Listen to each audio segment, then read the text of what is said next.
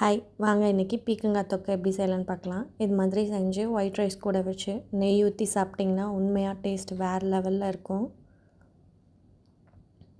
பீக்கங்காவை சின்ன சின்னதாக கட் பண்ணி எடுத்துக்கோங்க. ஒரு பேனில் கொஞ்சமாக எண்ணெய் ஊற்றிக்கோங்க. எண்ணெய் நல்லா சூடானதுக்கப்புறமா கடுகு, உளுத்தம்பருப்பு, உளுந்து நல்லா ரோஸ்ட் ஆகட்டும். ரோஸ்ட் ஆனதுக்கப்புறமா கருவேப்பிலை போட்டுக்கோங்க. கருவேப்பிலை நல்லா பொரிஞ்சதுக்கப்புறமா பூண்டு பொடி பொடியாக கட் பண்ணி அதையும் போட்டு நல்லா வதக்கி வச்சுங்க. அது நல்லா வதங்கினதுக்கப்புறமா வெங்காயம் போட்டு அதையும் நல்லா வதக்கணும்.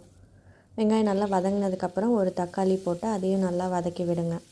தக்காளி வதங்கினதுக்கப்புறம் மஞ்சத்தூள், மிளகாத்தூள், குழம்பு மிளகாத்தூள், உப்பு எல்லாம் போட்டு நல்லா வதக்கி விடுங்க. அந்த மசாலா நல்லா எண்ணெயில் குக்கான வாட்டி கொஞ்சமாக தண்ணி ஊற்றி ஒரு 5 நிமிஷம் வேகட்டும். இப்போது நம்ம வெட்டி வச்சுருக்க காயை எடுத்து உள்ளே போட்டு நல்லா வதக்கி விடுங்க. அது நல்லா வதங்கினதுக்கப்புறம் கொஞ்சமாக தண்ணி ஊற்றி வேக விடுங்க. காய் நல்லா வேகட்டும்.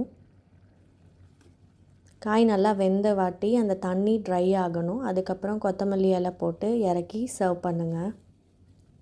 டேஸ்ட்டு சூப்பராக இருக்கும். இந்த மாதிரி ஹெல்த்தியாக உங்கள் வீட்டில் இருக்கவங்களுக்கு செஞ்சு கொடுங்க.